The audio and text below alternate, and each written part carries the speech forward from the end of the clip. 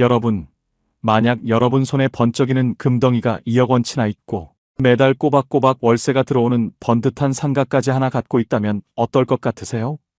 아마 아이고, 그 정도면 노후 준비 끝났네. 천국이 따로 없겠구먼 하고 부러워하시겠죠? 저도 그런 줄 알았습니다.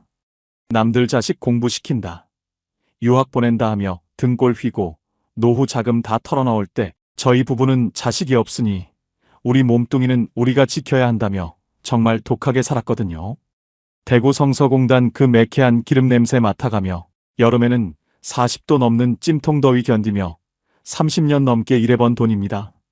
그 돈 아끼고 아껴서 금방 달려가 한 돈, 두 돈 사모은 게 어느덧 골드바 30개가 넘고 시세로 2억 원이나 됐습니다. 그런데 말입니다. 그 금덩이들이 제 노후를 비단길로 만들어줬을까요? 아니면 제 숨통을 조이는 시퍼런 칼날이 됐을까요? 혹시 여러분 중에도 나도 나중에 금 좀 사둘까? 혹은 상가 하나 사서 월세나 받아볼까? 생각하시는 분 계신가요? 오늘 제 이야기를 끝까지 들어보세요. 어쩌면 여러분이 믿고 있는 그 안전자산이 가장 위험한 함정이 될 수도 있다는 사실을 뼈저리게 느끼실 겁니다. 얼마 전의 일이었어요. 대구 칠성시장에서 국민학교 때부터 알고 지낸 불알 친구놈들 셋이 오랜만에 모였습니다. 좁아터진 식당에 앉아 김이 모락모락 나는 칼국수를 앞에 두었는데 이놈들이 먹으라는 국수는 안 먹고 핸드폰만 들여다보며 입을 떼더군요. 야, 승민아, 우리 큰놈이 이번에 손주 돌이라고 용돈을 100만 원이나 보냈대이. 지가 벌면 얼마나 번다고 이런 걸 다 보내노? 옆에 있던 친구놈은 한술 더 뜹니다. 말도 마라. 우리 딸녀는 이번에 공무원 시험 붙었다고 내 보험료까지 지가 다 내준단다. 이제 병원 갈 때 돈 걱정 말라 카대. 자식 자랑, 손주 자랑에 침 튀기는 꼴을 보고 있자니 배알이 뒤틀려 참을 수가 없더라고요. 저는 묵묵히 식은 국물만 들이키다가 결국 참지 못하고 젓가락을 탁 내려놓았습니다. 니들 그까진 용돈 몇 푼 받는 게 뭐 그리 대수가? 나 금만 2억 원치 있다. 이번에 범어동 쪽에 금싸라기 코너 상가도 하나 샀다 아이가. 월세만 200만 원씩 따박따박 들어오는데 니들이 내 부러워해야지. 순간 식탁 위로 찬물이 끼얹어진 듯 정적이 흐르더군요. 그런데 말이에요. 그 정적이 제가 기대했던 부러움의 침묵이 아니었습니다. 제일 친했던 놈이 혀를 차며 이렇게 뱉더군요. 승민아, 니 참 안 됐다. 그 금덩이가 니 아파서 쓰러질 때 119 불러주나? 니 죽고 나면 그 금덩이 누가 가져가노? 자식 없는 니가 그거 쥐고 있어봐야 무슨 소용이고. 또 다른 놈은 제 가슴 등어리에 대고 대못을 박았습니다. 상가 월세? 요새 경기에 공실나면 네 국민연금이고 뭐고 대출 이자 내느라 등골 휠기다. 내 주변에도 상가 잘못 샀다가 노년에 거리에 나앉은 사람 수두룩하다. 금이요? 그거 금방이다. 정신 차리라 임마. 친구놈들의 그 차가운 비수가 가슴 한복판에 꽂히는데 갑자기 목구멍이 확 막히면서 숨이 안 쉬어지더라고요. 금값 올랐다고 좋아하며 아내 진이랑 청도 미나리에 삼겹살 구워 먹던 그 행복이 순식간에 시커먼 재가 되어 흩어지는 기분이었습니다. 솔직히 그때는 에이, 지들이 없어서 배 아파 저러는 거지하고 무시하고 싶었습니다. 하지만 문제는 그 다음이었어요. 식당을 뛰쳐나와 밤늦게 집에 돌아왔습니다. 잠든 아내 몰래 거실 구석에 앉아 금고를 열었죠. 번쩍이는 노란 골드바들이 제 손에 닿는데 예전처럼 든든한 게 아니라 왠지 모르게 서늘한 기운이 돌더라고요. 분명히 통장에는 퇴직금으로 받은 1억 원도 고스란히 남아있고 부부 합쳐서 나오는 연금도 140만 원이나 됩니다. 대구에 남부럽지 않은 40평대 아파트도 한 채 지키고 있고요. 객관적으로 보면 부자 소리 들어 마땅한 상황 아닙니까? 그런데 왜 이렇게 심장이 조여오고 잠이 안 오는 걸까요? 우리는 남들 다 가는 해외여행 한번 안 가고 남들 다 타는 외제차 한번 안 타보며 정말 개미처럼 일만 했거든요. 은퇴만 하면 이제 팔공산도 가고 수성못 산책도 하면서 여유롭게 살 줄 알았습니다. 그런데 알고 보니 그게 아니었습니다. 진짜 지옥 같은 전쟁은 직장을 그만두고 나서부터 시작되더라고요. 금 2억 원이라는 숫자에 가려져 있던 잔혹한 진실이 하나씩 드러나기 시작했습니다. 남들은 다 복받았다고, 이제 고생 끝났다고 말하던 그 5억짜리 코너 상가. 그게 제 인생을 송두리째 파괴할 괴물이 될 줄은 꿈에도 몰랐습니다. 월세 200만 원 받아서 아내랑 오순도순 여행 다니며 살 줄 알았는데 지금 제 현실은 어떻느냐고요? 텅 빈 가게 유리에 붙은 임대문의 종이만 6개월째 바라보고 있습니다. 들어오는 돈은 0원인데 아파트 담보로 받은 2억 원대 대출 이자는 눈만 뜨면 제 목줄을 죄어옵니다. 제가 과연 이 지독한 늪에서 기적처럼 탈출했을까요? 아니면 평생을 바쳐 모은 금덩이 2억 원치까지 전부 허공에 날리고 비참하게 무너졌을까요? 설마 나한테 그런 일이 생기겠어? 하시는 분들, 특히 은퇴 후에 상가 투자나 부동산으로 월세 받으려는 계획 세우신 분들, 오늘 제 이야기를 끝까지 들으셔야 합니다. 그래야 여러분은 저처럼 2억 원짜리 금덩이를 들고도 편의점 삼각김밥 하나에 눈물 짓는 일은 생기지 않을 테니까요. 자식 없는 69세 노인이 겪은 어디서도 듣지 못할 노후 투자의 잔혹하고도 뼈아픈 진실. 지금부터 단 하나도 숨기지 않고 전부 다 말씀드리겠습니다. 제 고향은 대구지만 제 청춘은 대구 성서공단의 시커먼 기름때 속에 다 묻혀 있습니다. 지금이야 공단 근처에 아파트도 들어서고 좋아졌다지만 80년대 후반 90년대 초반에는 그야말로 지옥이 따로 없었거든요. 하루 12시간 넘게 쇳가루 마셔가며 기계 돌리고 나면 콧구멍에선 시커먼 먼지가 나오고 손가락 마디마디는 퉁퉁 부어오르기 일쑤였습니다. 그때 제 옆에서 같이 고생하던 동료들은 월급날만 되면 다들 싱글벙글했습니다. 승민아, 오늘 우리 아들놈 학원비 내는 날이다. 허리가 휘어도 새끼 공부하는 거 보면 살만 난다 아이가. 친구들이 자식놈들 고기 사준다, 공부시킨다며 월급 봉투 들고 집으로 뛰어갈 때 저는 늘 혼자였습니다. 저랑 제 아내 진이 사이엔 기다려도 아이가 찾아오지 않았거든요. 병원에선 아무 이상이 없다는데 그게 더 미칠 노릇이었습니다. 아마 그때부터였을 겁니다. 남들 자식한테 쏟아붓는 그 정성, 우리는 우리 노후를 지켜줄 금에 쏟아붓기로 결심한 게 말입니다. 여보, 남들은 자식이 연금이라지만 우리는 이 금덩이가 우리 자식이고 국민연금이다 생각하고 살자. 아내 손을 잡고 대구 교동금은방 골목을 처음 가던 날, 제 가슴은 정말이지 찢어지는 것 같았습니다. 그때는 금 한 돈에 4, 5만 원 하던 시절이었을 거예요. 한 달 내내 잔업하고 특근까지 해서 번 돈 중에 딱 그만 돈 살 돈만 떼어놨습니다. 남들 자식 돌잔치 갈 때 우리는 우리 금고에 금 한 돈씩 채워 넣었죠. 교동골목의 단골 금은방 사장님이 아이고, 이 집은 자식도 없는데 돈 모아서 뭐하노? 하고 눈치 없이 물을 때마다 제 아내 진이는 그냥 쓴웃음만 지었습니다. 근데 말입니다. 그 웃음 뒤에 가려진 눈물, 여러분은 아실까요? 명절 때 큰 집 가도 애는 언제 가질 거냐는 소리 듣기 싫어 구석에서 설거지만 하던 아내였습니다. 그런 아내한테 제가 해줄 수 있는 건 퇴근길에 칠성시장에서 붕어빵 한 봉지 사들고 가서 오늘도 그만 돈 샀다며 안심시켜주는 것뿐이었죠. 한 번은 아내가 크게 아픈 적이 있었어요. 응급실에 실려갔는데 보호자 적는 칸에 제 이름 석자 말고는 적을 사람이 없더라고요. 옆 침대 노인은 자식들이 줄줄이 사탕처럼 달려와서 아버지 괜찮으세요? 라며 소란을 피우는데 우리 침대는 적막강산이었습니다. 그때 뼈저리게 느꼈습니다. 아, 돈 없으면 우리는 이 병실에서 그냥 썩어나가겠구나. 그래서 더 독해졌습니다. 남들 다 가입하는 흔한 실손 보험 하나 가입할 돈 아껴서 금을 샀습니다. 보험사는 나중에 딴소리해도 이 금덩이는 배신 안 한다는 게 제 고집이었거든요. 성서공단에서 손가락이 잘릴 뻔한 위기를 넘기면서도 제가 가장 먼저 든 생각은 내 손가락이 아니라 이번 달 금 살 돈이었습니다. 우리가 그렇게 독하게 금을 모으는 동안 주변 사람들의 시선은 점점 더 따가워졌거든요. 저 집은 자식도 없으면서 돈독이 올랐다. 죽을 때 저 돈 다 싸들고 갈 거냐는 말들이 등 뒤에서 비수처럼 꽂혔습니다. 그럴수록 저는 더 금고 문을 꽉 잠갔습니다. 이게 없으면 당장 내일이라도 벼랑 끝으로 밀려날 것 같은 공포가 절 지배했으니까요. 솔직히 말씀드리면 아내 눈을 제대로 마주치기가 무섭더라고요. 금고에 금이 쌓일수록 아내의 얼굴은 점점 더 그늘져 갔거든요. 우리가 모으는 게 금인지 아니면 서러움인지 분간이 안 갈 정도였습니다. 여러분, 혹시 이런 분 계세요? 돈은 모으고 있는데 정작 마음은 하루하루 말라가는 기분 말입니다. 생각처럼 쉽지 않았어요.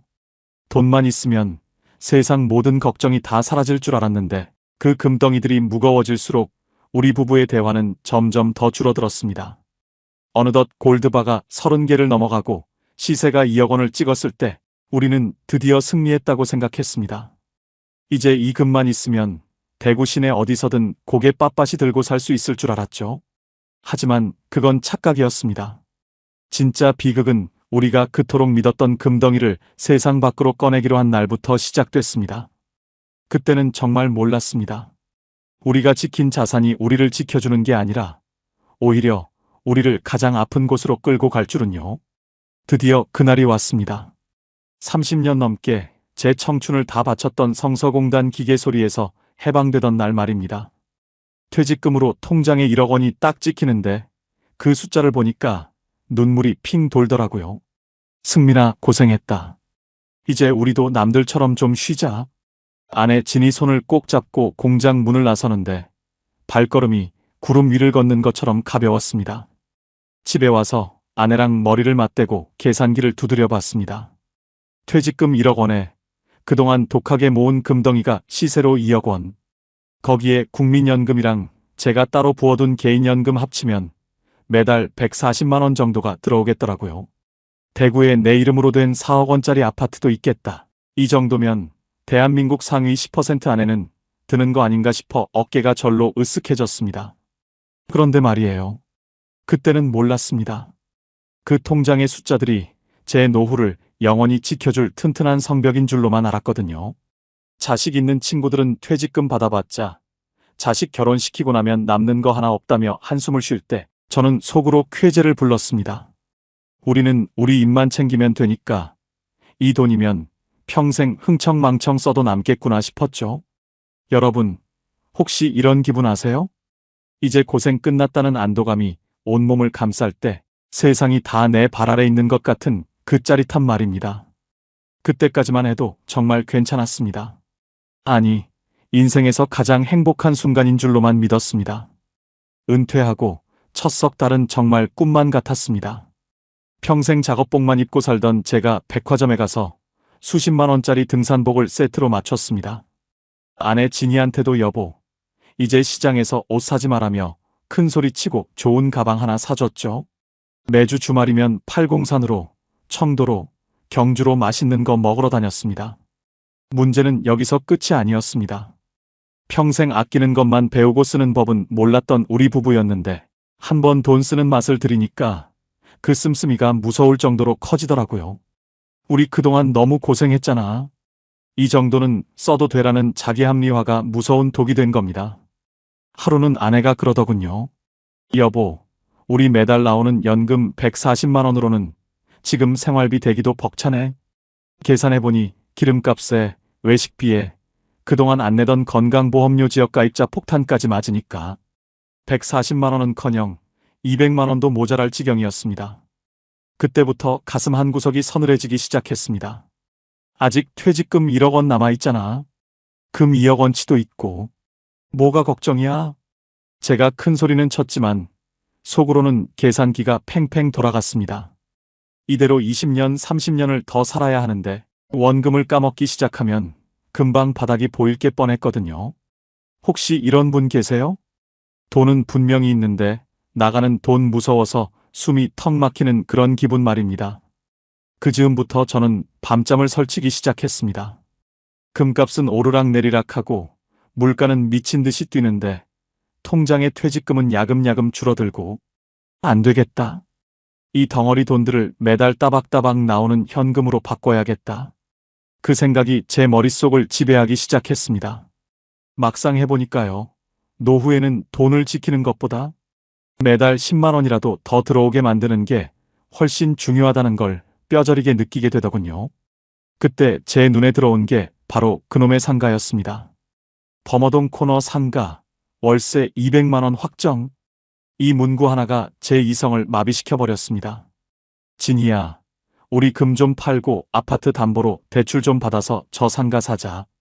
그러면 연금이랑 합쳐서 매달 340만 원씩 들어오는데, 그럼 우리 죽을 때까지 돈 걱정 안 해도 된다. 아내는 처음엔 겁을 냈지만 제가 장담을 했죠. 내 평생 성서공단에서 쇳덩이 깎던 눈입니다. 내 눈은 틀림없다. 솔직히 포기하고 싶었습니다. 그냥 이대로 아껴 쓰면서 살면 어땠을까 하는 생각이 문득문득 들었거든요. 하지만 서울 사람들은 은퇴하면 다 상가 사서 월세 받는다는 친구들의 말에 제 자존심이 다시 꿈틀거렸습니다. 이것만 하면 자식 있는 놈들 하나도 안 부러울 것 같았거든요. 여러분, 이게 바로 지옥으로 가는 급행열차의 시작이었습니다. 제 손에 쥔 2억 원짜리 금덩이가 제 인생을 지켜줄 동아줄이 아니라 저를 끝없는 나락으로 끌고 내려갈 무거운 돌덩이가 될 줄은 꿈에도 모른 채 저는 그 계약서에 도장을 찍고 말았습니다. 그때 그 도장을 찍지 말았어야 했는데 지금 생각해도 가슴이 찢어집니다. 여러분, 대구에서 범어동 하면 어떤 이미지가 떠오르세요? 서울로 치면 강남 대치동이나 압구정동쯤 될까요? 성서공단 구석에서 쇳가루 마시며 살던 저 같은 사람에게 범어동은 감히 쳐다보기도 힘든 동경의 대상이었습니다. 그런데 은퇴를 하고 나니 제 눈높이가 달라지더라고요. 승민아, 노후에는 수성구에 상가 하나 있어야 안 되겠나? 그래야 대접받는다. 친구놈들의 그 한마디가 제 가슴에 불을 질렀습니다. 아내 진이 손을 잡고 범어동 학원가 골목을 며칠을 돌아다녔는지 모릅니다. 그러다 운명처럼 한 부동산 유리창에 붙은 문구를 봤습니다. 범어동 코너 상가 10평, 월세 200만 원 확정, 수익률 최상. 가슴이 방망이질 치기 시작했습니다. 혹시 노후에 상가 하나 가져보는 게 평생의 꿈인 분 계신가요? 저도 그랬습니다. 그 10평짜리 좁은 공간이 제 남은 인생을 금빛으로 칠해줄 요술 램프처럼 보였거든요. 막상 부동산에 들어가 물어보니 매매가가 무려 5억 원이나 하더군요. 10평짜리 가게 하나가 5억 원이라니 처음엔 기가 찼습니다. 하지만 중개업자가 제 귀에 대고 속삭이는 말에 홀딱 넘어가고 말았죠. 사장님, 여긴 범어동입니다. 대한민국에서 학원 수요 제일 많은 곳이에요. 공실 걱정? 그런 건 다른 동네 이야기죠. 여긴 없어서 못 들어와요. 집에 돌아와 아내와 밤새 머리를 맞댔습니다. 퇴직금 1억 원에 그동안 애지중지 모았던 금덩이 2억 원치를 싹 다 정리하면 3억 원이 되더군요. 부족한 2억 원은 살고 있는 아파트를 담보로 대출을 받기로 했습니다. 아내는 제 손을 잡으며 몇 번이나 망설였습니다. 여보, 그냥 우리 금 들고 연금으로 살면 안 될까? 대출까지 받는 건 너무 무서워. 그때 제가 아내한테 호통을 쳤습니다. 진희야, 금은 들고 있어봐야 이자가 나오나 밥이 나오나? 값이 오르면 뭐하노, 안 팔면 그냥 돌덩이인데. 근데 상가는 다르다. 이건 매달 200만 원씩 현금이 꽂히는 황금알 낳는 거위란 말이다. 제 목소리에는 확신이 넘쳤습니다. 결국 은행에 가서 대출 서류에 도장을 찍었습니다. 은행원이 그러더군요. 이 정도 자산 규모면 지역가입자 건강보험료가 좀 오를 수도 있고 대출 이자가 월 100만 원 정도 나갈 텐데 괜찮으시겠어요? 저는 콧방귀를 꼈습니다. 월세 200만 원 나오는데 이자 100만 원 내고도 100만 원이 남잔소? 거기다 우리 부부 연금 140만 원 합치면 매달 240만 원이 순수하게 남는데 그 정도면 우리 노후는 끝난 거 아니요? 막상 해보니까요. 그 숫자의 함정이 얼마나 무서운지 그때는 정말 몰랐습니다. 통장에 찍히는 숫자만 보고 내 주머니에서 나갈 숫자는 우습게 본 거죠. 이것만으론 부족했습니다. 저는 내친김에 상가 근처 잘 나가는 보험 설계사를 만나 상가, 화재 보험부터 제 노후를 위한 종신보험까지 싹 다 손을 봤습니다. 이제 완벽한 성벽을 쌓았다고 믿었으니까요. 드디어 상가 잔금을 다 치르고 제 이름으로 된 등기권리증을 손에 쥐었습니다. 범어동 코너 자리, 비록 10평 남짓한 작은 공간이었지만 통유리 너머로 보이는 우리 상가가 세상에서 제일 예뻐 보이더라고요. 진이야, 고생했다. 이제 우리도 건물주다. 아내랑 상가 앞 벤치에 앉아 수성못 쪽에서 불어오는 바람을 맞는데 세상을 다 가진 기분이었습니다. 당시 세입자는 작은 개인 카페를 운영하던 젊은 친구였는데 매달 월세를 꼬박꼬박 잘 낸다는 말에 안심했습니다. 사장님, 저 여기서 오래 할 거예요. 걱정 마세요. 그 친구의 웃음이 마치 제 아들놈 웃음처럼 든든하게 느껴지대요. 아직 남은 게 있었어요. 저는 이제 돈 걱정 없으니 아내랑 그동안 못 가본 국내 여행을 다 가보기로 했습니다. 청송 달기약 수탕에 가서 백숙도 먹고 여수 밤바다 보러 기차 여행도 예약했죠. 연금 140만 원에 상가 순수익 100만 원, 합의 240만 원. 이 돈이면 대구에서 남부럽지 않게 살 수 있다는 계산이 딱 서니까 자식 있는 친구들 하나도 부럽지 않았습니다. 이거 보세요, 여러분. 준비만 잘하면 자식 없어도 노후는 이렇게 화려할 수 있습니다. 제가 동네방네 떠들고 다니고 싶을 정도로 자신만만했습니다. 은퇴 자금 3억 원을 상가에 쏟아붓고 2억 원의 빚을 졌지만 그게 제 인생의 가장 큰 복지라고 믿어 의심치 않았습니다. 하지만 여러분, 꼭 기억하세요. 인생에서 가장 눈부시게 밝은 날 뒤에는 항상 가장 어두운 그림자가 숨어 있다는 사실을요. 제가 그 코너 상가에서 아내와 찍은 마지막 웃음 섞인 사진. 그 사진 속의 미소가 얼마나 빨리 지워질지 그때의 저는 단 1%도 짐작하지 못했습니다. 여러분, 상가 사고 나서 첫 월세 200만 원이 통장에 딱 찍히던 날 그 기분은 안 겪어본 사람은 모릅니다. 띠링하고 핸드폰 알람이 울리는데 이게 그냥 돈이 아니라 제 인생에 대한 보상처럼 느껴지더라고요. 그날로 바로 아내 진이랑 짐 싸서 청도로 달렸습니다. 대구 근교라 가깝기도 하고 마침 미나리철이라 싱싱한 미나리에 삼겹살 구워 먹으러 간 거죠. 여보, 우리 이제 돈 걱정 말고 좀 쓰자. 매달 200만 원씩 나오는데 뭐 어때? 아내 잔에 소주 한 잔 찰랑하게 따라주며 제가 큰 소리를 쳤습니다. 평생 성서공단 기름 냄새만 맡다가 이런 시골 흙내음 맡으며 맛있는 거 먹으니까 진짜 이게 바로 성공한 노후구나 싶대요. 청도뿐만이 아니었습니다. 다음 주엔 경주 황남동 가서 젊은 애들처럼 예쁜 카페도 가보고 한 달 뒤엔 여수 밤바다 보러 가서 1박에 20만 원 넘는 비싼 호텔에서도 잡았습니다. 그동안 아낀 게 한이 맺혔는지 한번 쓰기 시작하니까 멈춰지질 않더라고요. 연금 140만 원에 월세 순수익 100만 원이면 충분할 줄 알았습니다. 생각처럼 쉽지 않았어요. 여행 다니며 쓰는 돈이 생각보다 만만치 않더라고요. 기름값에 외식비에 숙박비까지. 한 번 여행 다녀오면 100만 원은 우습게 깨졌습니다. 그래도 괜찮다고 생각했습니다. 다음 달에 또 월세 들어오니까 라는 믿는 구석이 있었으니까요. 그런데 한 석 달쯤 지났을까요? 우편함에 꽂힌 고지서들을 보고 저는 그만 자빠질 뻔했습니다. 세상에 건강보험료가 말도 안 되게 올라서 나온 겁니다.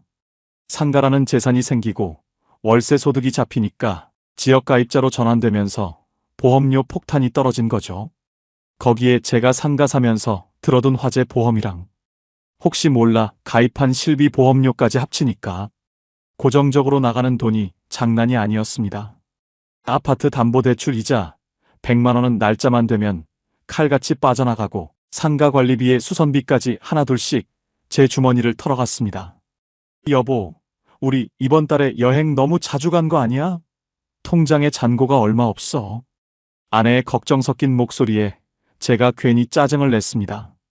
걱정 말라니까. 월세가 나오잖아. 연금도 나오고.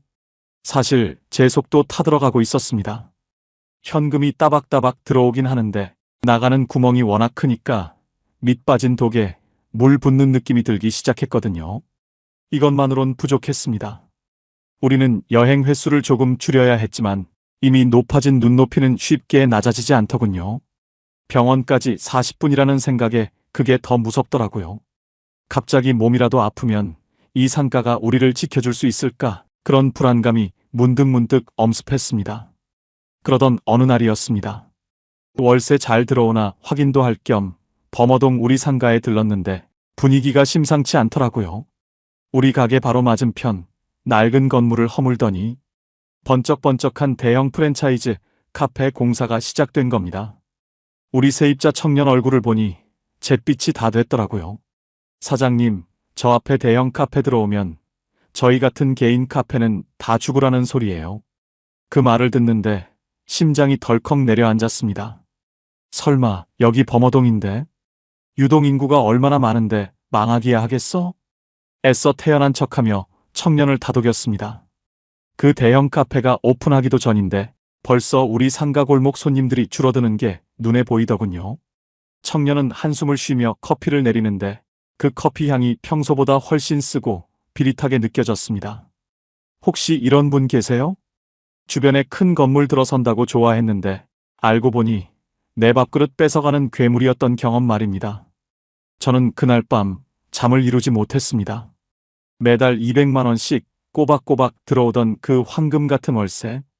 그게 영원할 거라는 믿음이 조금씩 금 가기 시작했거든요. 여보, 우리 금 팔길 잘한 거 맞지?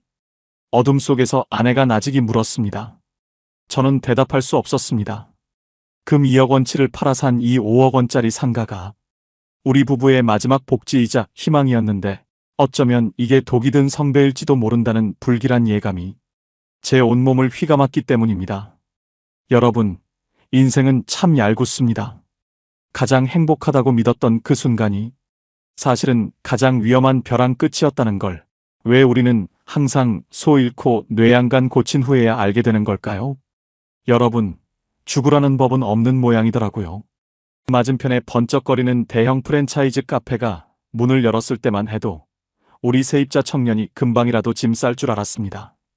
그런데 말입니다. 이 젊은 친구가 보통 내기가 아니대요. 대형 카페가 빵빵한 에어컨이랑 넓은 의자로 밀어붙이니까 이 청년은 진짜 커피 맛으로 승부를 보겠다며 직접 원두를 볶기 시작했습니다. 사장님, 저 집은 커피가 아니라 공간을 파는 곳이고요. 저는 진짜 커피를 팔 겁니다. 그 패기 있는 한마디에 범어동 사모님들이 움직이기 시작하더라고요. 생각처럼 쉽지 않았어요. 처음 한두 달은 매출이 반토막 나서 저도 밤잠을 설쳤는데 석 달째 접어드니까 오히려 저 집 커피가 진짜다라는 소문이 나면서 손님이 줄을 서기 시작했습니다. 월세 200만 원이 다시 제 날짜에 꼬박꼬박 꽂히기 시작했습니다. 그 돈을 확인한 날, 저는 아내 손을 잡고 수성못으로 달려가 비싼 한우를 사 먹었습니다. 진이야, 봤지? 범어동은 죽지 않는다 아이가. 내 안목이 이 정도다. 아내도 그제야 환하게 웃으며 상추쌈을 제 입에 넣어주더군요.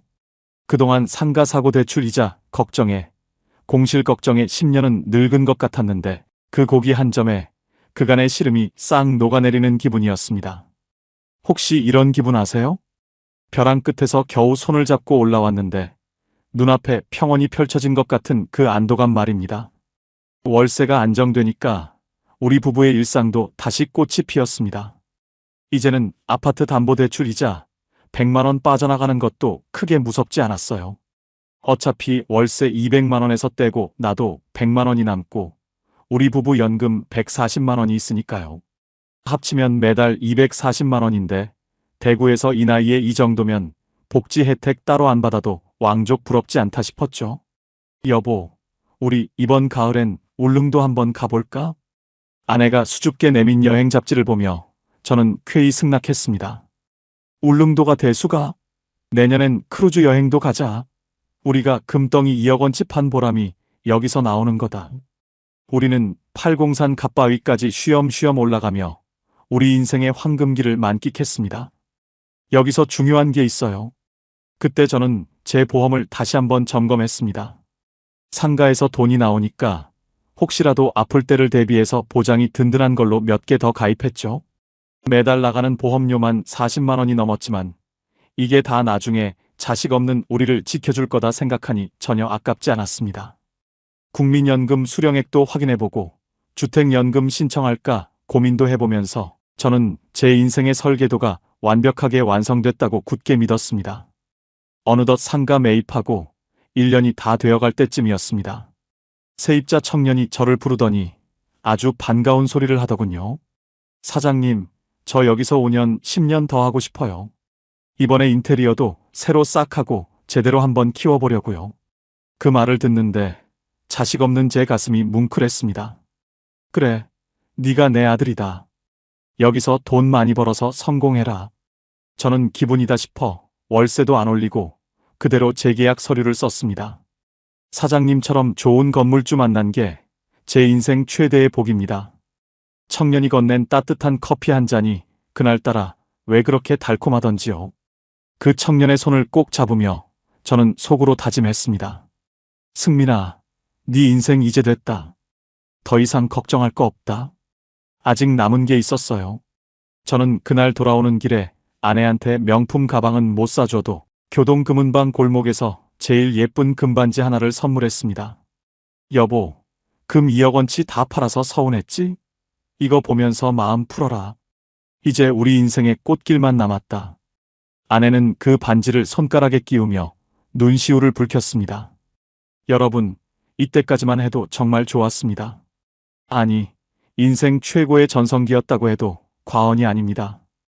현금은 돌고, 이자는 감당할 수준이고, 아내는 행복해하고, 시청자 여러분도 이 대목에서 아이고, 이제 잘 풀렸네. 다행이다 싶으시죠? 하지만 나중에 알았는데요. 이 모든 게 폭풍이 오기 직전에 소름 끼칠 정도로 고요한 순간이었다는 사실을요. 그 재계약 서류의 도장이 채 마르기도 전에 제가 그토록 믿었던 범어동의 그 단단한 땅바닥이 순식간에 갈라지기 시작할 줄은 꿈에도 몰랐습니다. 그런데 말입니다. 인생은 제 편이 아니었습니다. 그 젊은 청년 세입자가 저를 아버지라 부르며 손을 꼭 잡았던 날로부터 정확히 석 달 뒤였습니다. 평소처럼 월세 들어올 날짜를 확인하는데 통장이 조용하더라고요. 바쁜 일이 있나 보네 하고 하루 이틀 기다렸는데 전화도 안 받고 문자도 읽지 않는 겁니다. 불안한 마음에 새벽같이 차를 몰아 범어동 상가로 달려갔습니다. 그런데 문제는 그 다음이었어요. 카페 문은 굳게 잠겨 있고 유리창 너머로 보이는 가게 안은 난장판이 되어 있었습니다. 황급히 열쇠공을 불러 문을 따고 들어가 보니 감나가는 커피 머신이랑 집기들은 이미 싹 사라진 뒤였습니다. 구석에는 미처 치우지 못한 고지서 뭉치와 사채업자들이 보낸 협박장만 뒹굴고 있더군요. 알고 보니 그 청년 제 앞에서는 웃으면서 커피를 내렸지만 뒤로는 도박빚에 시달리고 있었던 겁니다. 권리금 한 푼 못 받고 야반도주를 해버린 거죠. 제 손에 들린 건 텅 빈 가게 열쇠와 밀린 전기세, 그리고 청년이 떼먹고 간 석 달치 월세뿐이었습니다. 여러분, 자식처럼 믿었던 사람한테 배신당했을 때 그 기분, 가슴에 구멍이 뻥 뚫린 것 같아 숨이 안 쉬어지대요. 이게 다가 아니었습니다. 세입자가 도망가자마자 기다렸다는 듯이 악재가 쏟아지기 시작했습니다. 미국에서 금리를 올린다는 뉴스가 나오더니 제가 받은 아파트 담보대출 이자가 무섭게 치솟았습니다. 매달 100만 원씩 나가던 이자가 순식간에 130만 원, 140만 원으로 불어나더라고요. 월세 200만 원은커녕 당장 빈 상가 관리비까지 제 생돈으로 내야 할 처지가 됐습니다. 우리 부부 국민연금 140만 원 받아봐야 대출 이자 내고 관리비 내면 남는 건 단돈 10만 원도 안 되는 상황이 온 겁니다. 알고 보니 그게 아니었어요. 상가 하나 있으면 노후 걱정 없을 줄 알았는데 오히려 그 상가가 제 피를 말리는 흡혈귀가 되어 있었습니다. 여보, 어떡해? 우리 이제 정말 어떡해? 아내는 거실 구석에 앉아 멍하니 텅 빈 금고만 바라보고 있었습니다. 우리가 30년 넘게 성서공단에서 쇳가루 마셔가며 모았던 그 금덩이들. 상가 사느라 거의 다 팔고 남은 건 이제 손바닥만 한 금괴 하나뿐인데 이게 우리 노후를 지켜주기는커녕 당장 다음 달 이자 갚기도 벅찬 현실이 된 겁니다. 솔직히 포기하고 싶었습니다. 차라리 이 아파트라도 당장 팔아서 빚부터 갚고 싶었지만 발이 묶여 움직일 수가 없었습니다. 돈 문제로 매일같이 아내와 고성이 오가고 싸우던 어느 날 밤이었습니다. 아내 진이가 가슴을 움켜쥐며 거실 바닥에 쓰러진 겁니다. 여보, 진이야. 사지를 떨며 의식을 잃어가는 아내를 업고 응급실로 뛰어갔습니다. 의사 선생님 말이 극심한 스트레스로 인한 협심증이라더군요. 당장 입원하고 수술까지 고려해야 한다는데 제 머릿속엔 병원비 걱정부터 앞섰습니다. 그때는 몰랐습니다. 자식 없는 노인네가 배우자 하나 아픈 게 얼마나 공포스러운 일인지 말입니다. 옆 침대 노인은 자식들이 달려와 아버지 걱정 마이소. 병원비는 우리가 다 낼게요 하며 위로하는데 저는 텅 빈 복도에 혼자 앉아 손을 부들부들 떨었습니다. 가입해둔 보험이 있다지만 당장 나갈 검사비에 간병인 비용까지 생각하니 눈앞이 캄캄해졌습니다. 내가 그 잘난 범어동 상가 산다고 금덩이 다 팔아치우지만 않았어도, 아니, 그놈의 대출만 안 받았어도 내 아내가 이렇게 쓰러지진 않았을 텐데. 제 자신에 대한 분노와 자책감이 파도처럼 밀려왔습니다. 혹시 이런 분 계세요? 인생 다 된 줄 알고 한숨 돌렸는데 가장 믿었던 사람에게 배신당하고 건강까지 잃어버린 그런 순간 말입니다. 저는 그날 밤 응급실 의자에 앉아 밤을 꼬박 새우며 기도했습니다. 제발 우리 진이만 살려주세요. 상가고 금이고 다 가져가도 좋으니 제 아내만 살려주세요. 여러분, 인생은 한치 앞도 알 수 없는 안갯길 같습니다. 어제까지만 해도 건물주 소리 들으며 어깨 펴고 살던 제가 하루아침에 아내 병원비 걱정에 손을 떠는 초라한 노인이 될 줄은 정말 몰랐습니다. 생각처럼 쉽지 않았어요. 다시 일어서 보려고 발버둥 칠수록 늪은 더 깊게 저를 빨아들이고 있었습니다. 여러분, 인생에서 가장 비참할 때가 언제인 줄 아세요? 돈이 없을 때가 아닙니다. 내가 그토록 믿었던 내 안목이 틀렸다는 걸 인정해야 할 때, 그리고 그 대가를 내 소중한 사람이 치르고 있을 때입니다. 아내가 응급실에 실려가고 일주일이 지났습니다. 입원비에 검사비, 간병인 비용까지. 하루가 멀다고 돈 쓸 일만 생기더라고요. 비어있는 상가는 주인을 기다려주지 않았습니다. 매달 꼬박꼬박 빠져나가는 2억 원짜리 대출 이자에 상가 관리비까지 합치니 숨만 쉬어도 150만 원이 그냥 공중으로 사라지더군요. 제 국민연금 140만 원? 그건 이미 제 돈이 아니었습니다. 통장에 찍히기가 무섭게 은행에서 이자의 늪으로 홀랑 채가 버리더라고요. 저는 매일 아침 칠성시장에서 전단지를 인쇄해다가 범어동 골목골목에 붙였습니다. 임대료 협의 가능, 권리금 없음. 제 자존심을 다 깎아서 종이에 적어 붙였지만 전화 한 통 오는 곳이 없었습니다. 생각처럼 쉽지 않았어요. 범어동 코너 상가면 금방 나갈 줄 알았는데 이미 그 골목은 대형 프랜차이즈들이 장악해서 개인 장사하려는 사람은 씨가 말랐더라고요. 부동산 사장님은 저를 볼 때마다 혀를 찼습니다. 사장님, 지금 이 경기에 이 임대료로는 택도 없어요. 한 50만 원은 더 깎아야 들어올까 말까예요. 50만 원을 깎으면 저는 대출 이자도 못 냅니다. 그야말로 진퇴양난, 벼랑 끝에 선 기분이었습니다. 알고 보니 그게 아니었어요. 내가 잘 나갈 때 내 주변에 있던 사람들이 다 내 편인 줄 알았거든요. 칠성시장에서 큰 소리치며 칼국수 사주던 그날, 친구들이 했던 말이 환청처럼 들렸습니다. 승민아, 그 금덩이가 네 죽고 나면 누가 가져가노? 염치불고하고 가장 친했던 놈에게 전화를 걸었습니다. 야, 명수야. 나 정말 딱 한 번만 도와주라. 우리 진이 병원비가 좀 모자라서 그런데. 수화기 너머로 잠시 정적이 흐르더니 차가운 목소리가 들려왔습니다. 승민아, 네 금 2억 원치 있다며. 범어동에 상가도 샀다며. 나한테 이런 전화하는 거 예의가 아니다 아이가. 전화가 툭 끊기는데 대구 시내 한복판에서 발가벗겨진 기분이었습니다. 이것만으론 부족했습니다. 제 자존심이 바닥을 치는 소리가 귓가에 쟁쟁하더라고요. 혹시 이런 분 계세요? 내가 가장 힘들 때 내가 베풀었던 사람들이 등을 돌리는 걸 지켜봐야 하는 그 기막힌 상황 말입니다. 저는 벤치에 앉아 한참을 울었습니다. 성서공단에서 쇳덩이 깎으며 손톱 밑이 새카매지도록 일했던 지난 세월이 다 부질없게 느껴졌습니다. 남들 자식 자랑할 때 나는 금덩이 자랑이라도 해야 살 것 같아서 그랬는데 그게 결국 독이 되어 제 주변 사람들을 다 떠나보냈다는 걸 이제야 깨달은 겁니다. 결국 저는 다시 교동금은방 골목으로 향했습니다. 제 노후의 마지막 보루이자 아내 진이와 제가 목숨처럼 아꼈던 마지막 남은 골드바 한 덩이를 품에 안고 말입니다. 단골 사장님은 제 초라한 행색을 보더니 아무 말 없이 따뜻한 차 한 잔을 내줬습니다. 사장님, 이거 지금 시세로 얼마쯤 쳐줄 수 있습니까? 목소리가 떨려 나왔습니다. 금값이 많이 올랐다지만 제 가슴 속의 가치는 그보다 훨씬 컸거든요. 이걸 팔면 이제 저에게 남은 실물 자산은 아무것도 없습니다. 그저 빚더미에 앉은 껍데기뿐인 상가 하나와 아파트 한 채뿐이죠. 사장님이 계산기를 두드리더니 금액을 말해주더군요.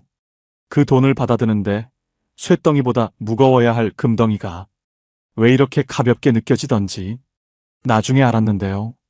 제가 팔고 있는 건 금이 아니라 제 마지막 자존심과 아내와의 추억이었습니다. 여보, 미안해. 내가 당신 지켜주겠다고 큰 소리 쳐놓고 병원으로 돌아가는 길에 아내의 약 봉투를 손에 꼭 쥐었습니다. 보험 처리되지 않는 비급여 항목들, 간병인 일당. 금판 돈으로 겨우 한숨 돌렸지만 마음은 더 타들어갔습니다. 여러분, 노후에 자산이 많다는 게 꼭 행복을 보장해주지는 않더라고요. 그 자산이 현금으로 돌지 않고 덩어리로 묶여 있을 때 그 사람은 얼마나 무력해질 수 있는지 저는 뼈저리게 느끼고 있었습니다. 솔직히 포기하고 싶었습니다. 다 집어치우고 어디론가 도망치고 싶었지만 병상에서 저만 바라보는 아내를 두고 그럴 순 없었습니다. 여기서 중요한 게 있어요. 시니어 여러분, 혹시 여러분도 저처럼 덩어리 자산의 함정에 빠져 계시진 않나요? 내 눈앞의 숫자는 억 단위인데 정작 오늘 저녁 안에 병원비 10만 원이 없어서 손을 떨고 있지는 않으신가요? 제 사투는 여기서 멈추지 않았습니다. 아니, 이제 진짜 바닥을 칠 일만 남았습니다. 여러분, 병원 문 나설 때가 제일 무섭다는 말, 그게 농담인 줄 알았습니다. 아내 진이를 데리고 집에 돌아왔는데 예전에 그 따뜻했던 우리 집이 아니더라고요. 보일러 온기조차 아까워서 외출로 돌려놓고 아내한테는 병원이 원래 답답하다 아이가 집이 최고지하며 억지 웃음을 지었습니다. 매달 25일 제 국민연금 140만 원이 들어오는 날인데 통장을 확인하자마자 허탈해서 웃음만 나오대요. 아파트 담보대출 이자가 그새 또 올라서 130만 원이 넘게 빠져나갔고 남은 건 딱 7만 원이었습니다. 상가관리비 고지서엔 연체료가 붙어서 30만 원이 찍혀 있는데 제 수중에 든 건 만 원짜리 몇 장뿐이었습니다. 여보, 나 그냥 실손보험 청구하면 좀 나오니까 걱정 마. 아내가 수척해진 얼굴로 제 눈치를 보며 말하는데 그 한마디가 심장을 후벼 팠습니다. 아내 눈을 못 마주치겠더라고요. 성서공단에서 30년 넘게 기계 돌리며 아내 고생 안 시킨다고 호언장담했던 제가 이제는 아내 아픈 몸값으로 나오는 보험금에 목을 메고 있는 꼴이라니요. 여기서 끝이 아니었습니다. 결국 마지막 자존심을 꺾고 하나뿐인 남동생 승철이를 불렀습니다. 동생놈은 대구 시내에서 나름 잘 나가는 장사를 하고 있거든요. 승철아, 내 범어동 상가가 지금 좀 꼬였다. 한 두 달만 대출 이자 좀 보태주면 안 되겠나? 내가 나중에 꼭 갚을게. 그런데 돌아온 동생의 말은 제 뼛속까지 시리게 만들었습니다. 형님, 내 말 기분 나쁘게 듣지 마이소. 자식도 없는 양반이 뭐하러 그 욕심을 부렸습니까? 그냥 금 들고 연금 받아가면서 조용히 살지 왜 상관이 뭐니 해서 이 사단을 만듭니까?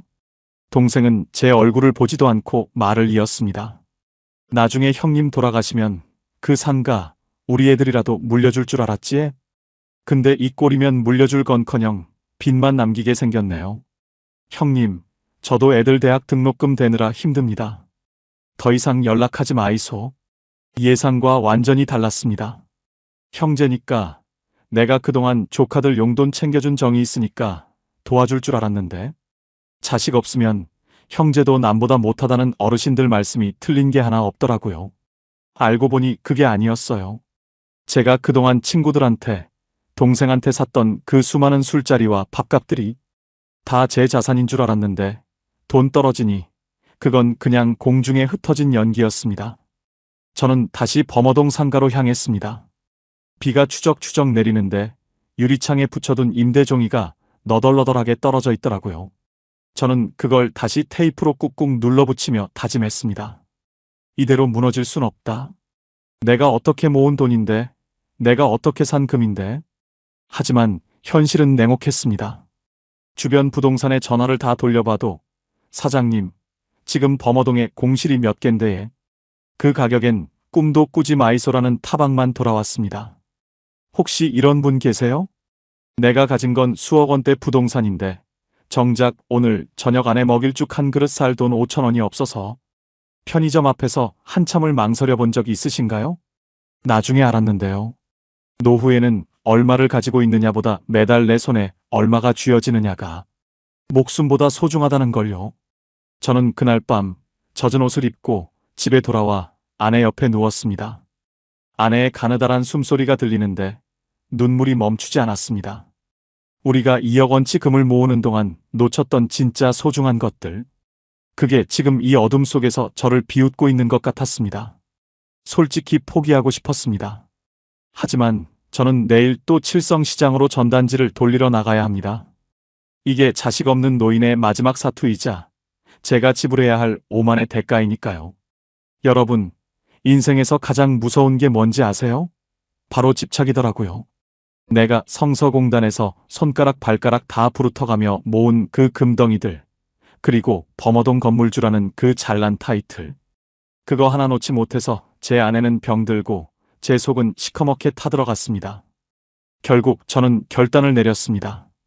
이 상가라는 괴물을 제 인생에서 도려내기로 말입니다. 예상과 완전히 달랐습니다. 처음 상가 살 때는 사장님, 여긴 떨어질 리가 없어요라던 중개업자가 팔려고 내놓으니까 안면을 싹 바꾸더라고요. 사장님, 지금 이 이자율에 누가 상가를 사겠어요? 1억 원은 깎아야 입질이라도 옵니다. 5억 원 주고 산 내 금쪽 같은 상가를 4억 원에 내놓으라니 피눈물이 났습니다. 이것만으론 부족했습니다. 취득세, 중개수수료, 그동안 낸 대출 이자까지 합치면 제 인생에서 2억 원 가까운 돈이 증발하는 거였으니까요. 혹시 이런 분 계세요? 내가 평생 모은 재산이 반토막 나는 걸 눈뜨고 지켜봐야 하는 그 심정 말입니다. 저는 그날 부동산 문을 나서며 범어동 하늘을 한참이나 올려다봤습니다. 화려한 학원과 건물들, 외제차들. 저것들이 다 무슨 소용인가 싶대요. 내 아내랑 오늘 저녁에 웃으면서 된장찌개 한 그릇 먹는 게 진짜 행복인데 말입니다.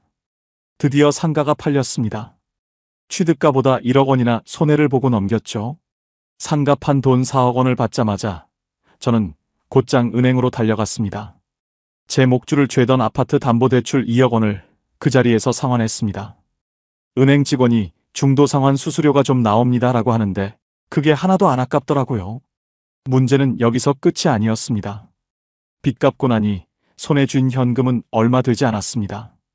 그 많던 금덩이 2억 원치는 이미 아내 병원비와 대출 이자로 야금야금 다 사라졌고 남은 건 이제 다시 원래대로 돌아온 우리 부부의 국민연금 140만 원뿐이었습니다.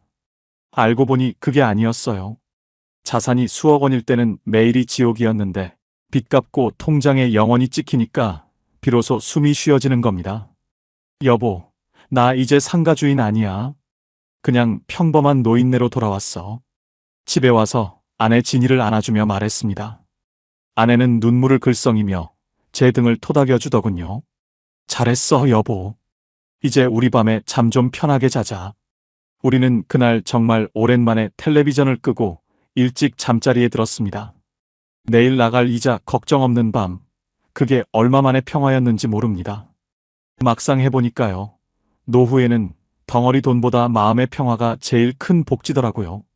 이제 우리 부부한테 남은 건 대구의 낡은 아파트 한 채와 매달 나오는 140만 원의 연금입니다.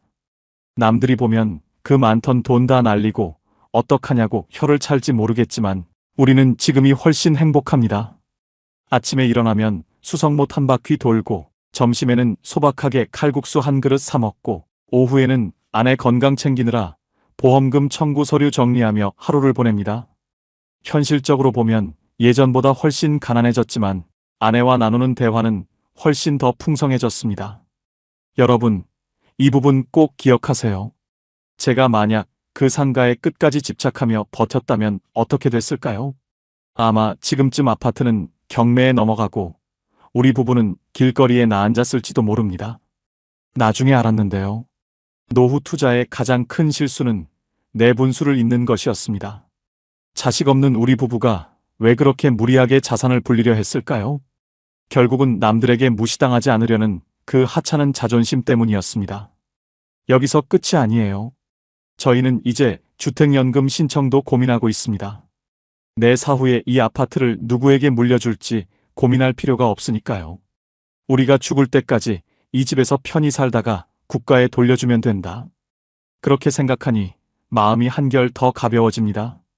비록 금덩이 2억 원치는 사라졌지만 그 대가로 저는 내일을 걱정하지 않을 자유를 얻었습니다. 시청자 여러분, 혹시 여러분도 지금 무언가에 집착하며 고통받고 계신가요? 손해를 보더라도 과감하게 잘라내야 할 때가 있습니다. 그래야 진짜 내 인생이 다시 시작되니까요. 제 뼈아픈 경험이 여러분에게 작은 위로와 용기가 되길 진심으로 바랍니다. 여러분, 제 긴 이야기가 이제 끝을 향해 가고 있습니다. 성서공단 쇳가루 속에서 피땀 흘려 모은 금덩이, 2억 원을 한순간에 날려버린 이 못난 노인네의 고백, 어떻게 들으셨나요? 제가 오늘 이 자리에 선 건 단순히 제 실패를 자랑하기 위해서가 아닙니다. 지금 이 시간에도 은퇴하면 상가나 하나 사볼까?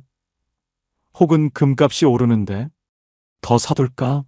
또 고민하며 밤잠 설치는 동년배 여러분께 제 심장을 도려내는 심정으로 꼭 드리고 싶은 말씀이 있어서입니다. 혹시 이런 분 계세요? 남들 자식 자랑할 때 나는 돈 자랑이라도 해야 대접받을 것 같아서 무리하게 투자 계획 세우시는 분들 말입니다. 이것만은 꼭 기억하세요. 노후에는 얼마를 가졌느냐보다 매달 내 손에 얼마가 쥐어지느냐가 여러분의 목숨줄입니다. 금 2억 원? 그거 금고 속에 있으면 그냥 무거운 돌덩이일 뿐입니다. 당장 내가 아파서 병원 갈 때, 아내랑 소고기 한 점 사 먹으려 할 때, 내 주머니에서 바로 나오는 10,000원짜리 한 장이 금덩이 10돈보다 무서운 법입니다. 시니어 여러분, 연금을 우습게 보지 마세요. 국가에서 주는 국민연금, 기초연금, 그리고 나중에 우리가 신청할 주택연금까지 이런 확정적인 현금 흐름이 진짜 여러분을 지켜주는 갑옷입니다. 보험도 마찬가지입니다. 자식 없는 우리 같은 사람들에겐 든든한 실비보험 하나가 10아들보다 낫습니다. 덩어리 자산에 눈이 멀어 당장 쓸 현금을 메마르게 하지 마십시오. 그게 제가 2억 원을 날리고 배운 첫 번째 뼈아픈 교훈입니다. 두 번째로 드리고 싶은 말씀은 자존심의 함정입니다. 제가 범어동 상가를 왜 샀을까요? 수익률? 입지? 아닙니다. 칠성시장 친구들 앞에서, 자식 잘 키워 성공시킨 동생 앞에서 나도 이만큼 성공했다 라고 소리치고 싶었던 그 하찮은 자존심 때문이었습니다. 은퇴한 우리에게 자존심은 밥을 먹여주지도 병원비를 내주지도 않습니다. 노후에 하는 투자는 공격이 아니라 수비여야 합니다. 젊을 때야 실패해도 다시 일어날 시간이 있지만 우리에게는 그럴 시간이 없습니다. 특히 은퇴 후에 내 집 담보로 대출받아서 상가 사는 거, 그건 정말 인생을 건 도박입니다. 대출 이자는 잠을 자지도 않고 휴가도 가지 않습니다. 눈만 뜨면 제 목줄을 죄어오는 그 시퍼런 칼날을 경험해 본 사람으로서 말씀드립니다. 은퇴 후에 빚지는 건 내 무덤을 내 손으로 파는 것과 같습니다. 이 부분 꼭 기억하세요. 주변에서 어디가 좋다더라, 상가 월세가 얼마라더라 하는 말에 귀 닫으십시오. 그 사람들은 여러분의 노후를 책임져 주지 않습니다. 공실나면 관리비 내주고 이자 대신 내줄 사람 아무도 없습니다. 부동산 중개업자의 달콤한 말보다 주민센터에서 알려주는 소소한 복지 혜택이나 노인 일자리 지원금 정보가 100배, 1000배 더 값진 정보라는 걸 잊지 마세요. 마지막으로 제 곁을 지켜준 아내 진희에게, 그리고 시청자 여러분의 배우자에게 전하고 싶습니다. 노후의 가장 큰 자산은 금도 상가도 아파트도 아닙니다. 지금 내 옆에서 같이 늙어가는 저 사람의 건강과 웃음입니다. 제가 돈에 눈이 멀어 상가에 집착할 때 제 아내는 가슴에 병이 들었습니다. 그때 제가 잃은 건 돈 2억 원이 아니라 아내와의 소중한 시간들이었습니다. 나중에 알았는데요. 자식 없는 우리 부부가 죽을 때 돈 싸들고 갈 것도 아닌데 왜 그렇게 더 많이 가지려 했을까요? 그냥 우리 둘이 건강하게 남한테 아쉬운 소리 안 할 정도로 매달 나오는 연금으로 소박하게 여행 다니며 살았으면 충분했을 것을요. 이제야 저희는 욕심을 내려놓고 하루하루를 감사하며 삽니다. 시니어 여러분, 혹시 여러분도 지금 저처럼 자식이 없어서 혹은 자식이 있어도 노후가 불안해서 무리한 투자나 큰돈을 굴리려 애쓰고 계신가요? 멈추십시오. 그리고 내 옆 사람의 손을 한번 잡아보세요. 우리가 지켜야 할 건 금덩이가 아니라 바로 이 사람입니다. 다 된 줄 알았는데 싶을 때가 가장 위험합니다. 항상 내 수중에 당장 쓸 수 있는 현금을 두시고 모르는 정보에 내 전 재산을 거는 어리석은 짓은 절대 하지 마십시오. 제 실패가 여러분에게는 성공의 밑거름이 되길, 저처럼 눈물 젖은 빵을 먹는 분이 단 한 분도 없기를 진심으로 기도하겠습니다. 여러분, 노후는 버티는 게 아니라 누리는 것입니다. 작은 것에 만족하고 내 곁에 사람을 아끼는 것. 그게 바로 진짜 부자의 노후입니다. 제 긴 이야기가 이제 정말 마침표를 찍으려 합니다. 2억 원치 금덩이를 다 팔아치우고 5억 원짜리 상가를 샀던 한 노인의 무모한 도전기. 그 끝이 결국 1억 원의 생돈을 날리고 빈털터리가 되었다는 사실에 지금 화면 너머로 혀를 차는 분도 계실 거고, 아이고, 남일 같지 않네 하며 가슴을 쓸어내리는 분도 계실 겁니다. 하지만 저는 지금 아내 진이와 함께 수성못 둑길을 걸으며 그 어느 때보다 가벼운 마음으로 숨을 쉬고 있습니다. 비록 제 금고속은 텅 비어버렸지만 제 목줄을 죄던 그 무거운 대출 이자와 텅 빈 상가의 공포라는 쇠사슬에서 드디어 완전히 해방되었으니까요. 이제 제 통장에는 매달 꼬박꼬박 들어오는 국민연금 140만 원과 앞으로 신청할 주택연금이 주는 작은 안식만이 남아 있습니다. 알고 보니 그게 아니었어요. 성서공단에서 30년 넘게 일하며 제가 그토록 지키려 했던 건 돈 그 자체가 아니라 자식 없는 우리 부부가 세상에 무시당하지 않고 평온하게 늙어갈 권리였더라고요. 그 권리는 번쩍이는 금덩이가 아니라 오늘 저녁 아내와 함께 마주 앉아 된장찌개 한 그릇에 밥 한 술 뜨는 그 소박한 평화 속에 있었다는 걸 저는 2억 원이라는 비싼 수업료를 내고서야 비로소 깨달았습니다. 시청자 여러분, 오늘 제 이야기가 여러분의 노후 준비의 작은 이정표가 되었으면 좋겠습니다. 마지막으로 제가 뼈저리게 배운 노후의 진실 딱 3가지만 요약해 드릴게요. 이것만은 오늘 밤 주무시기 전에 꼭 한번 되새겨보세요. 첫 번째, 수익성보다 안정성이 최고의 효도입니다. 은퇴 후에는 돈을 불리는 것보다 지키는 것이 100배는 더 중요합니다. 잘 모르는 부동산이나 상가 투자에 내 전 재산을 거는 도박은 절대 하지 마십시오. 내 노후 자금의 주인은 은행이나 세입자가 아니라 바로 나여야 합니다. 두 번째, 매달 내 손에 쥐어지는 현금이 진짜 내 무기입니다. 금 2억 원, 아파트 5억 원. 이런 덩어리 자산에 취해 살지 마세요. 당장 오늘 저녁에 쓸 수 있는 현금이 메마르면 아무리 부자라도 비참해집니다. 국민연금, 기초연금, 그리고 든든한 실비보험 하나가 나중에 여러분을 지켜주는 진짜 자식 역할을 해줄 겁니다. 세 번째, 내 옆에 있는 사람이 가장 큰 재산입니다. 제가 돈에 미쳐서 상가에 집착할 때 제 아내는 가슴에 멍이 들었습니다. 돈은 다시 벌 수도 혹은 잃을 수도 있지만 내 배우자의 건강과 웃음은 한 번 잃으면 영영 되돌릴 수 없습니다. 지금 옆에 있는 분의 손을 한번 꼭 잡아주세요.